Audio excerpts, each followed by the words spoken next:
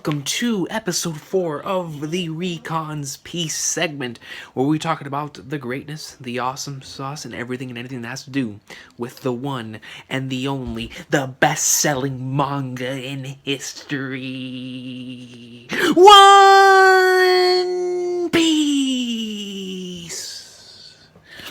And you can never discuss it into full detail, but into as much detail as possible based off of the previous events from the last chapter.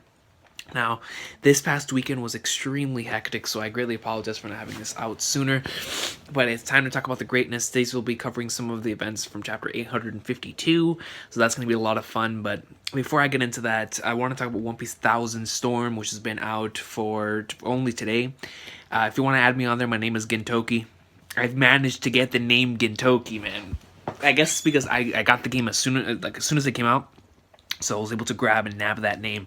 So I think you could send friend requests on there. I haven't even tried it yet because I was at school all day. When I came home, I went straight to Kingdom Hearts, and I paused in the middle of it. I said, "It's time. It's time to record some One Piece." So definitely going to be playing some more Thousand Storm off of what I played this far. It's not what I expected. I expected more of a Bleach Brave Souls-esque type of gameplay to where I could control them more and whatnot. But from what I've seen off of the polls and what you can get from the polls, you can actually gain more moves and more things you can do, right? Because I know one of the polls that I saw was one of Zoro's techniques. I don't remember exactly which technique it was, but I remember seeing that on the little sidebar. So I said, well, okay, so on the polls you not only can get characters, but you can also get techniques and stuff like that. So I think that's pretty cool. I think that's pretty awesome stuff. So I look forward to seeing how far and what I can do here in that game, because it's a brand new One Piece experience, and I look forward to playing it some more. So if you have One Piece Thousand Storm and you want to send me a friend request, if you can, definitely do it to Gintoki. And then if you want to follow me on One Piece Amino, which is something that I haven't been on it as hard as of late because I've been playing so much Kingdom Hearts and whatnot, but yeah, usually I'm on there on just King Recon. It's a Finn Balor picture, but yeah, you could see me on there on One Piece Amino if you do have it. It's something that I always forget to plug on here for some reason, and even though I'm not on it as much or as often, but I do still talk about the One Piece greatness. And of course, if you want to follow me on Twitter, follow me on at Yoshida Shoyo. YOSHIDA SHOYOU. I'm pretty active on Twitter, so if you want to talk about some One Piece or whatever, we could definitely do so on there. But without further ado, let's get right into the greatness of One Piece, man. Now, before I start reading any comments, I just want to say that in these past couple of days, I've really been thinking about. Thought a spider was crawling up on me, man. I was about to have to jumble it back to where it came from, man. But what's that called? Yeah, man. Ever since the last chapter came out, I've had a lot of time to think about this, in preparations for this episode of the Recon's Piece. And I've been thinking a lot about Sanji and how this is going to go on in this arc, especially after some people have brought it to my attention. I know I talked about it with Laz, and then I also talked about it with Matt B and Zoro, and Brago on the stream that we had, where one of them brought up the possibility of, or actually, this is like the thing that's been talked about as of late, is about the cake exploding and whatnot. So it's made me think about, well, basically the whole premise about it is that instead of the box just exploding in her face, it's actually going to destroy the cake, because that would be much worse. And I do agree, that would be like 10 times worse. But that's their theories. They can expand on that even farther. My entire thing is that made me want to think about what's going to happen in between then and here, and like between here and then. So I've been thinking about Sanji, and I've been thinking about what can he do in between what happened in the last chapter, the way last chapter ended, and what's going to happen like in between those two ports from point A to point B. And I think it's about time that we get the return of Mr.Prince Sanji, the leader of the crap restaurant himself, man. I really do think it's time for us to see Sanji on his infiltration game once more, being a beast. I mean, the reason why Alabasta, well, Alabasta has a lot of things going for it for me because it's for nostalgia purposes, it's a phenomenal arc and everything. That's why it's in my top 10. It's an arc that I really do love, and the final scene in there, the Nakama scene with the X episode, the episode 130. I always refer to an anime form because that scene to me is anime. Like if someone were to just say that name, that scene pops up immediately because that's what I've always connected anime with. Is that scene right there? It's such a beautiful scene. But there's a lot of things I love about Alabasta, but whenever I think back to that arc, I think of that. Well, I think of course I've experienced in the anime first, but I think of that final scene. I think of the greatness of Luffy versus Crocodile, man, and the Gum Gum Storm, and then the other one that always pops into my mind is an amazing Sanji scene where he just it was so good, man, because he was saying with the sing and he had the glasses. Because he looks back, he completely tricked Crocodile and Miss All Sunday. Oh my god, that was so beast. That entire rain-based portion is some of the best stuff in the series. I don't care what everybody says. That junk is so goat, man.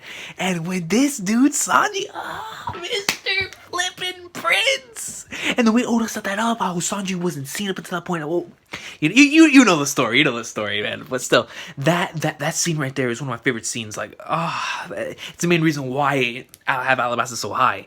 And I always think back to that scene because that's one of my favorite Sanji scenes. Period. It might even be my favorite. I'd have to really think about that, but I absolutely that was him at his best, outsmarting the enemy straight up. It was so beast, man. It makes me, because the last time we got even something near that was in Water 7. To when Sanji went by himself and started doing his own thing. And so I truly do think that this is the time for us to see that part of Sanji once more, the Mr. Prince-esque version of Sanji here, to where he goes out and will do his thing. So I want to see that here in this arc. I want to see that in between where we are right now and whenever that cake explodes, because I'm 100% on that theory. I think the cake is going to explode. But I would love to see the return of that man, dude. I think it's overdue, and I think it's about time. Especially for I just love that gimmick. I love that character so much when it comes to Sanji. It's like when Zoro puts on the bandana, it's beast. When Luffy takes the hat off, or when he puts it on, you see like the shade right here, and it just looks like a beast, right? For me, when Sanji had the Mr. Prince goggles on, man, when he had the shades. And he would just light up the sig, the hair's covering the face. That's beast, man. You got taking off the suit and the tie a little bit. That's greatness. So I've missed that. I've definitely missed that, man. So I hope that we get the return of the great Mr. Prince Sanji going on a solo infiltration mission to basically foil their plans right here and now, and it's going to be interesting. But I really do hope that we get the return of the greatness. So without further ado, let's go right into the first comments. Now this one was going to be the first one I was going to read automatically, just because when I read this comment, when I read that One Piece chapter, and I read One Piece 852, it was so drilled in my mind that Reiju was attempting to trick Sanji into leading him into basically into the lion's den, and it didn't. None of the stuff that she was actually saying in the chapter really truly registered until I read this comment, because it allowed me to see it in a completely different perspective. Because I went in there, of course, the past couple of weeks I've been in this whole believe in putting 2017 and this whole defensive thing, that my mind went in there subconsciously, trying to defend that. So I completely overlooked a massive part of Oda's storytelling here, and that's why I'm going to read this comment, because I thought it was great. So Amaterasu Okami states, this has nothing to do with the memories manipulation. Reiju felt guilty for the crime she did under Judge's commands, and she wanted to die with them. That already by itself was something that, even though I knew because I read it, I didn't feel it. I didn't feel it, man. Keep in mind that throughout her entire life, she has been doing everything he said, including bullying Sanji during his childhood. So it's no surprise she wants to end everything just for Sanji to live his life, the life that her mother wanted. It's one of those that you call the ultimate sacrifice, and they made her character a lot more complex than she looked. The way that she said Sanji now had people who cared for him is a callback to that moment when she let him run away, back then, and she said that he will find someone who cares for him.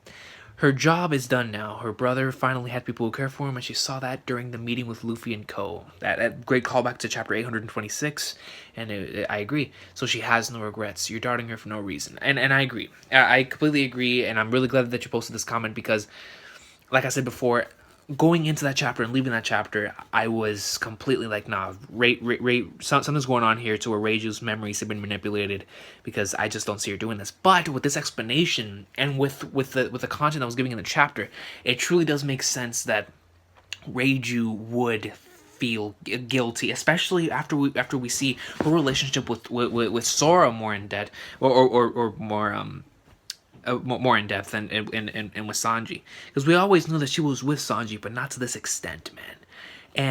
But it makes sense whenever she states that, due to all the stuff that she did, she wants to pay for it. She wants to. We all have sins that we commit, right? And there's a lot of stuff that we ourselves may deem as unforgivable, but we see something or some way of us being able to either redeem ourselves, or for us to be able to work our way into making. I don't even know how to put it, but basically, what Reiju's trying to do is that she's trying to make up for all of the garbage that she put Sanji through, and that her entire family put Sanji through right here. And I love how this comment truly makes me think about that, because she did partake in all of that stuff, and all of the bullying and all that, even though she didn't do it as hard as the other ones did. She still took part of it, and the fact that she is sitting here and telling Sanji all of that, it's beautiful. It's absolutely beautiful, and it made me look at Reiju in a completely different light. Because honestly, after I read that chapter, I was like, "Now, Reiju's pulling a string still." I mean, I believed in Reiju. Like, don't get me wrong. I still think that Reiju is still the more.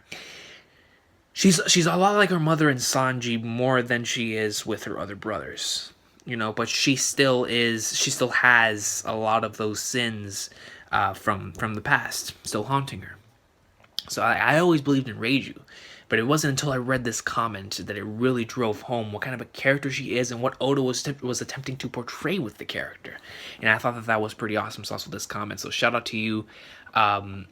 It's amazing. It's amazing how Oda has done it from the beginning of the arc, introducing all these different characters, and just building up the Vince monks. Because the way that Oda started off the arc, which is, I love Whole Cake Island so much. He started off the arc focused on, after we got to Whole Cake Island, after we initially saw Big Mom, the very first thing that we got to after the seducing forest was seeing why we should dislike the Vince monks. And everything was just drilled into us from chapter 831 up until chapter 844, and all of that in there, between the flashbacks, between the present time, there was so much stuff that could make you really despise these guys. But in this chapter, you really got to feel sorry for them, man, because at the end of the day, they're all experiments with no emotion, man. Can you imagine being brought up like that? That's insane. You know what I mean? Like that's sad. It makes you feel sorry for those guys. It makes me feel sorry for Niji, Ichiji, and Yonji, man. And for anyone else who's been modified. Reiju, even I still strongly believe that Sanji's been modified as well. It makes me feel sorry for them, for the fact that they can't feel. You know what that is, to be a human, but not be able to feel emotion? That in of itself, it hurts. I mean, what makes us feel alive is emotion. What makes life so amazing is the fact that I could come on here. What makes this what makes One Piece legit forever will be for me the GOAT, and is because of the simple fact that I feel so emotionally connected to this story. That it can make me cry, it can make me laugh, experience all these different emotions, just in One Piece terms, and in terms of life in general. What would life be without having all those emotions? And yet these guys are all used as experiments. It just makes you feel sorry for them, man. It truly does, and this chapter really drove home that fact. And I love how Oda just continues to, in, and he's not even overloading it either. He's just simply putting these little bits and pieces in every single chapter that really make you question and think about your stance and your views in the arc thus far. Because it's like in Whole Cake Island, you really can't stand on one side. You just have to look at an overall think of the field here, and not even say who do I side with. It's more of, man, like how are all of these different things going to be mended? Because they're three relationships, and I keep stating this, three relationships are hanging on the balance here. In a broad scope, because in between all factions, there it goes even farther. But we have Big Mom's family, the Vinsmokes, and the Straw Hats, and they all have relationships that need to be mended. They all have these bonds that need to be connected back together in terms of real time. Even though they all may feel it in their hearts, they need to make up with the people. We have Luffy and Sanji in the Straw Hat crew. In the Big Mom crew by itself, you have Big Mom and Pound, and then you have Big Mom and Lola, and then you have Big Mom, and then you have the entire family wanting to become a family again, because even though they are a family, and I feel like that's going to be a driving point when it comes to Big Mom as a mother, because Oda, with Big Mom, I believe he's going to show, at some point in time he's going to do it, he's going to show a true mother's love, because that's the way that Oda's always done it, in terms of the motherly figures in One Piece. So I'm looking forward to seeing how he's going to do it with Big Mom in terms of mending that relationship with her daughters. And I think that's going to be interesting in that aspect. And with those relationships being mended, and I strongly do believe that Pound is going to come back, and he's gonna have something to do with mending that relationship as well. And then when the Vinsmokes himself, just the family in general with Sanji. The family in general with Sanji, because my entire thing is this, man. After this last chapter, after Sanji hearing all of that, because he already knew it, but after him hearing all of that again, after me as a reader, I cannot justify the Vinsmokes getting wrecked, because I don't want them to get wrecked. I feel sorry for them. And they have done a lot of stuff. Don't get me wrong, they have done a lot of stuff that is not justifiable, but by the gods, I honestly feel sorry for them. They're like that baby face on wrestling that you just want to win. That underdogs that you just want to win. With the Vinsmokes, I just want them to be happy. I want them to continue moving forward with not even with their plans, just with their relationships, so they can become a family again. And God, can you imagine being raised like that, man? Without emotion, that's something, man. Like I can't imagine life without emotion, without feeling this hype, without feeling this thrill, this excitement. It's truly something else, man. But thank you very much for that comment, and God Almighty, man, I just. Emotion, man. I can't imagine it, man. I can't imagine it. Sure, my believe in Reiju train is around at 97%, because there's still a part of me that still thinks that there has to be something more in terms of the memory manipulation. But in terms of the other 97%, I have definitely seen her character in a completely different light after this comment, and for that, I'm so grateful that I do YouTube to seek stuff like this, so thank you very much. And then Speed Note 1 right here states, this chapter made me somehow feel bad for Sanji's three brothers. That's a factual statement, man. Very, very factual. They were modified to have no emotions since before they were born. They became monsters because they had no choice. They were born. Judge wanted them to become the perfect soldiers. They literally, that's why they were born, was to go out and to conquer without having the thought of all of this going on in their head of, okay, what shouldn't I do? What should I do? Instead, it is, I must accomplish that mission at all costs. It's a legit execute Order 66. It is, these guys are, it's like a Star Wars all over again, man. These guys were created to get the job done, and that's it. But it sucks because they're human. They're still human, but they were modified. That's what makes this sad. Is the fact that we know they are human, but their DNA was modified, so that's not truly how they feel. We won't know how they feel. And that's going to be something beautiful whenever we see them actually feel and actually come to terms with who they truly are. That's going to be a beautiful moment, man. I don't even know if it's going to happen in this arc, but that's going to be a beautiful moment. But I completely agree with what you mean, man. I mean, with the three of them, you know, I feel sorry for Sanji and what he had to go through. But I really feel bad for them because they're not who they are. They were modified to have no emotions, and I cannot stress this enough. Can you imagine living life without emotions, man? That's like taking away the whole purpose of living.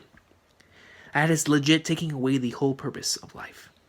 And or not the whole purpose, but you know, the joy and the wonder and how to live it. Living life is by living with emotion.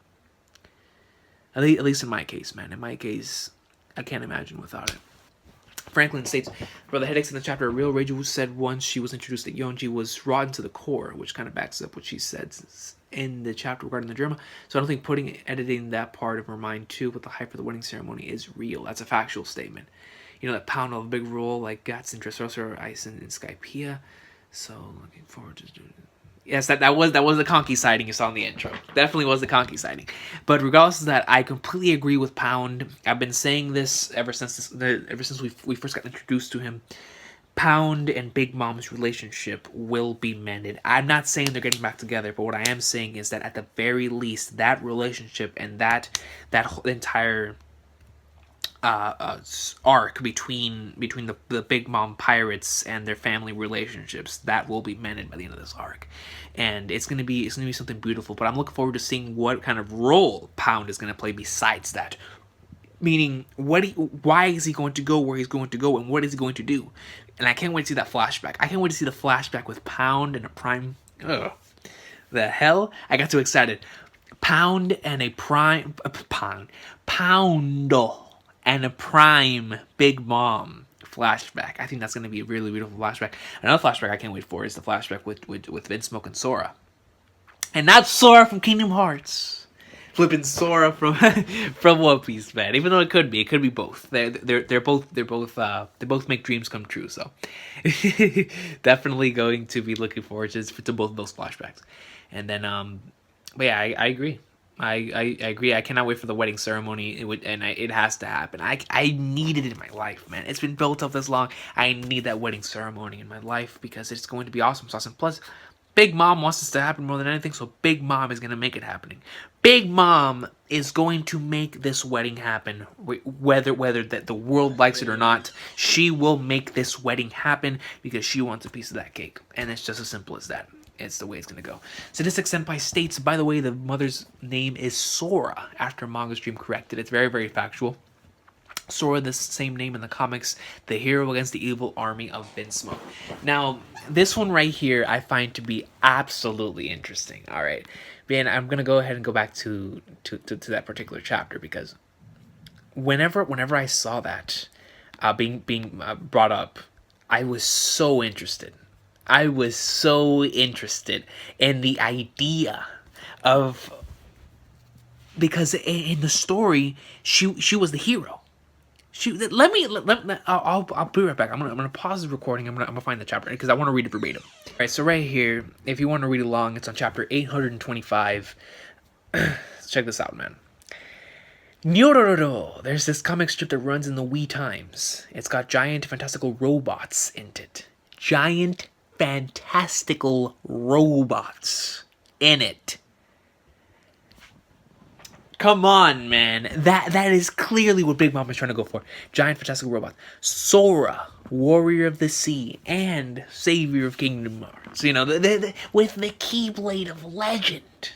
The legend of Sora, man. It goes beyond the realm of video games. It's now even in One Piece. I've been reading it for as long as I can remember. Sora, who can walk on the water of the ocean, along with a transforming robot and his pet seagull. Alright, along with a transforming robot and his pet seagull. That is going to be very, very interesting because Oda puts nothing in there for no reason. So I'm curious on seeing this flashback so that I can see who this transforming robot is and this pet seagull. I'm going to assume that the transforming robot is going to have something to do with Vegapunk, and it's going to be similar to what we've seen with Frankie. But as far as the seagull goes, I'm not entirely sure. But I find that to be really cool.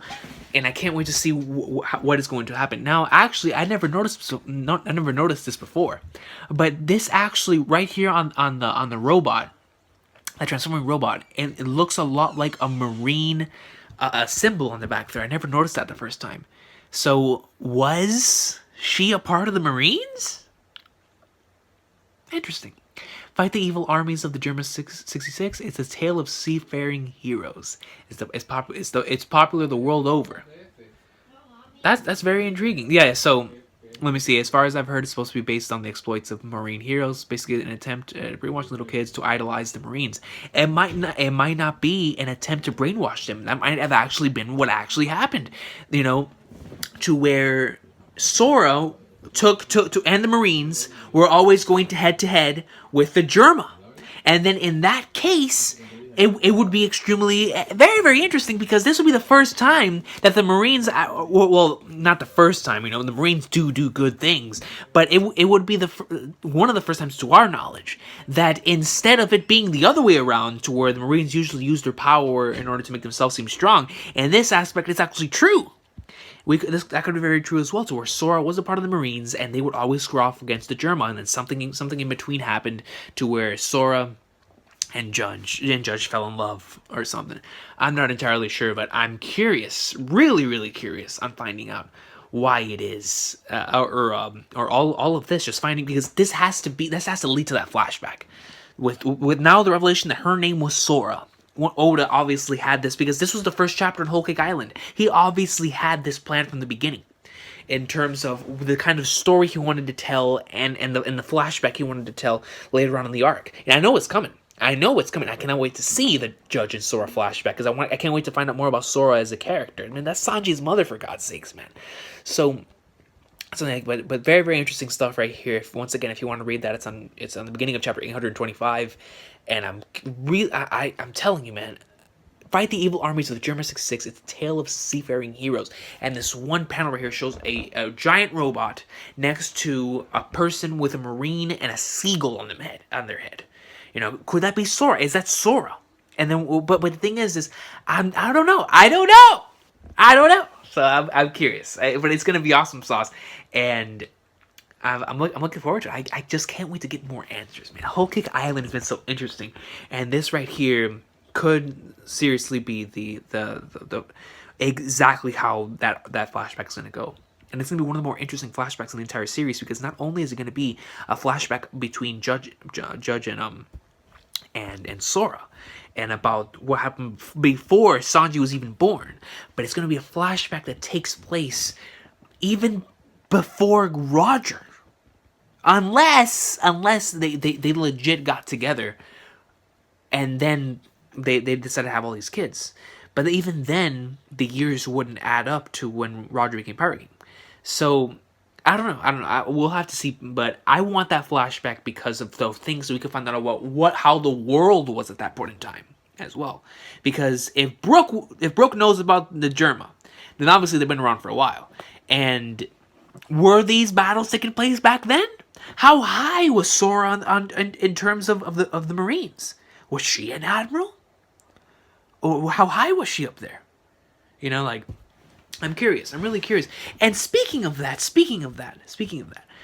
I know that the correlation of carrying the will might have to do something with this, but with the revelation that Reiju's hair is pink, do you think that if Sora was in fact someone in the Marines, do you think that's going to lead into Kobe taking her will, and that's why his hair is going to be pink as well? Because I'm not going to say like they're related or anything, but I do think that would be pretty cool if her hair is pink too, and her ideals were very similar to Kobe's.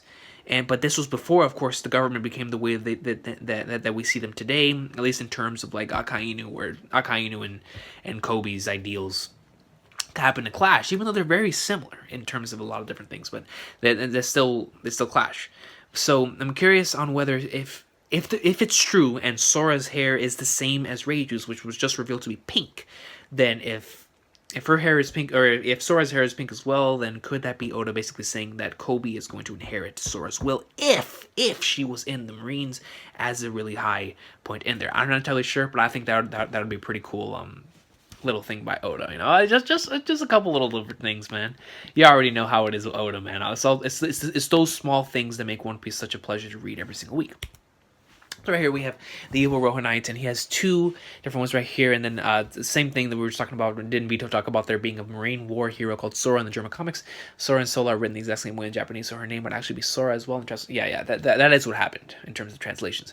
So then, check this out. Now here comes this next comment.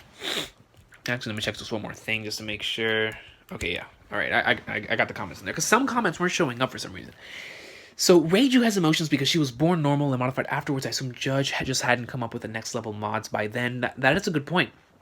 The brothers were modified before they were born by doing surgery on Sora while she was pregnant. Sanji has emotions because she took a drug that was supposed to nullify the mods. Okay, yeah, I understood.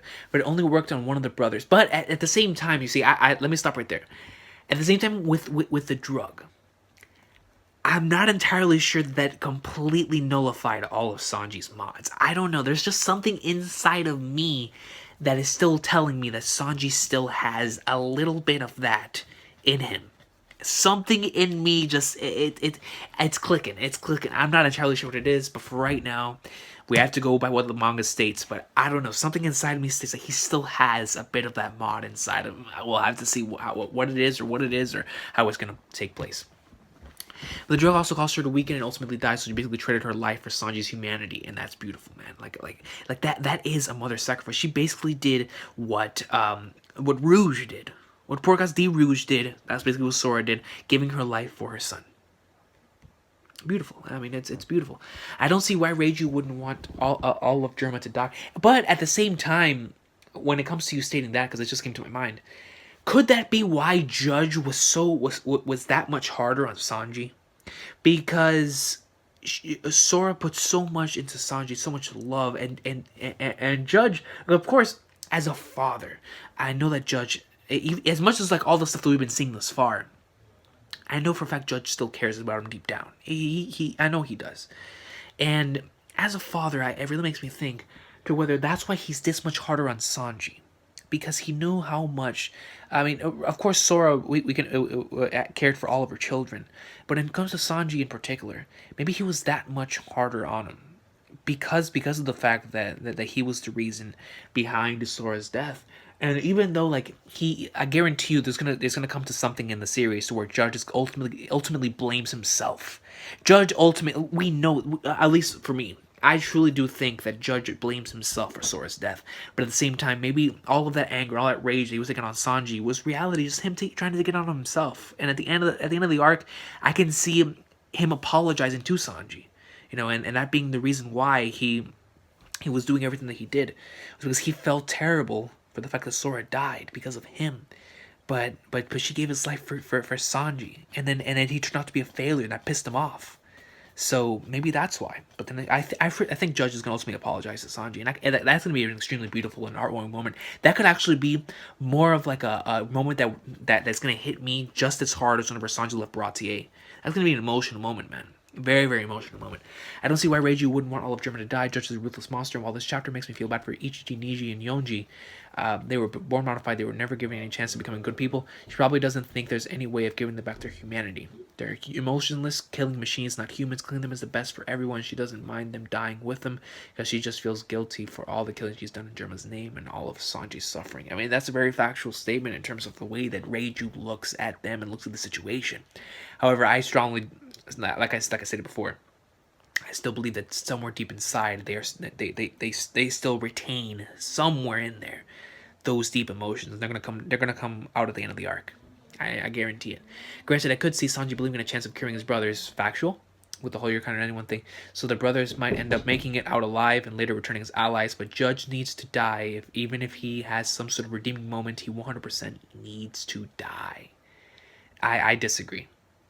I disagree 100% with Judge dying. I don't want him to, because I feel like Judge is going to have he might step down in terms of his position in power in the Germa and whatnot, or maybe he might even stay in power. Who knows?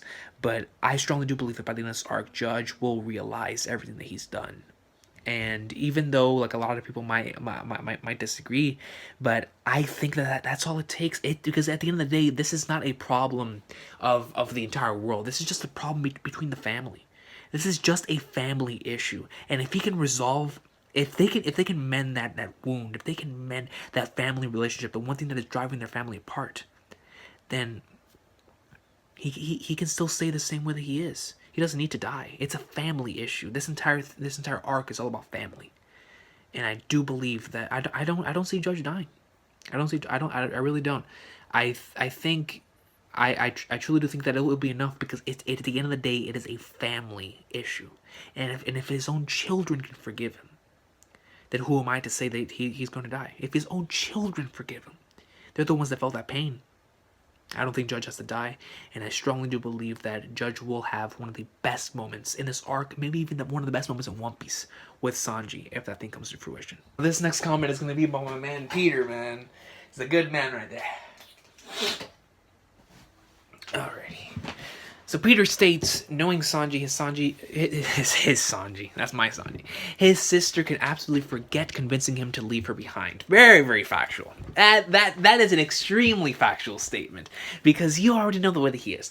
Not only will his chivalrous nature kick his ass to help her, she's actually the only person he knows as of right now who, besides the Straw Hats, genuinely care for him. Not only that, but his sister is the only living relative he has to show any form of positive emotion towards him. And in what a grand fashion of that.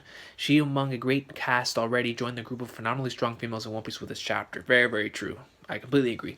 Being a great character already, the sacrifice she's ready to take is immense, and her sense of justice, even if it means death of her family, is respectable to say the least. Speaking of great females, though, another great mother joins the fray, Sora, man.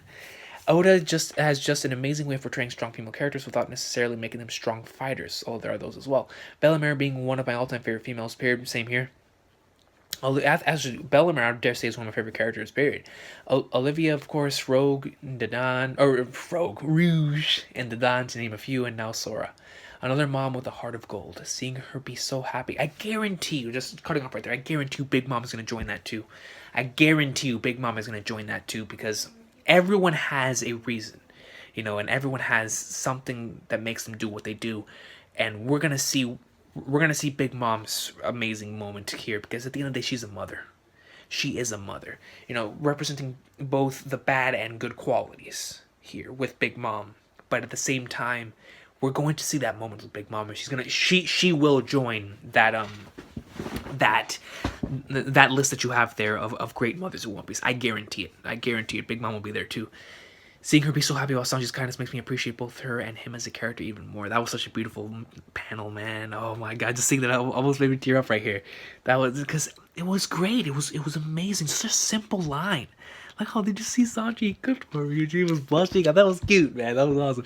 Thinking about how Sanji must feel right now, I don't really want to imagine how bad it must be. It reminds me of the moment Rebecca got all her memories back at once while she was fighting the Coliseum. Realized what a hard life her father had. But you'll pull through eventually, and being with Luffy for so long, he knows the value of friendship and love. Therefore, I have no doubt in my mind that his sister will not only survive, but be freed of the claws of the Germa 66 and join the big family of Straw Hat friends. I honestly think that all of the Germa is joining the Straw Hat Alliance, but I do see what you mean there. And if Sanji will have any doubts in his heart, Luffy will beat it out of him once they see each other again. Facts.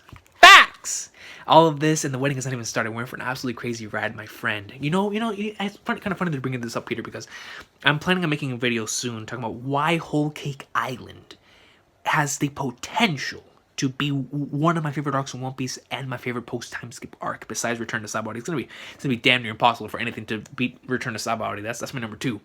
But we'll never judge or doubt Oda in that aspect. But my God, everything this arc's already given us, and we're still only in the beginning half of the arc. Can you imagine when we start getting towards the end half of the arc? I mean, like everything's still setting up. I cannot wait for us to get into the wedding, into the tea party. It's gonna be nasty. It's gonna be awesome, and that's where we're gonna see all the answers that we want. We're gonna get all the answers to all the questions that we have. We're gonna be seeing greatness, absolute awesomeness that we wanted to see since the beginning of this arc. and some things for quite some time. I mean, just something as simple as what I brought up earlier.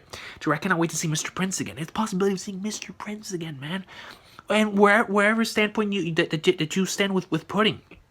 In my case, that I believe in her, to have that ultimate reveal be pulling out or being pulled out, and then seeing what exactly Pudding had in mind, or that revelation of her plan or whatever. And there are people who don't like Pudding and want her to die. Then that moment, whenever Pudding has the freaking shocked NL face and gets pwned. I don't know, man. I don't know what you guys want.